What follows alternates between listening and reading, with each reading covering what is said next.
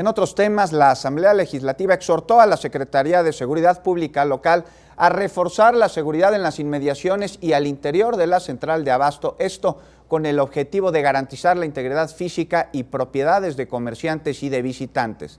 El presidente de la Comisión de Seguridad Pública, Gonzalo Espina, él explicó que la central es el segundo espacio comercial más importante del país, solo por debajo de la Bolsa Mexicana de Valores.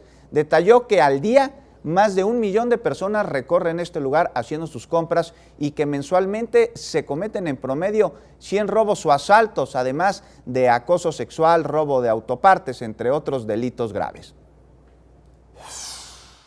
Ante este panorama, no se puede negar que el reto es de dimensiones mayores. Se debe reconocer que el gobierno central ha realizado importantes esfuerzos por mejorar la seguridad. Sin embargo, se debe redoblar la vigilancia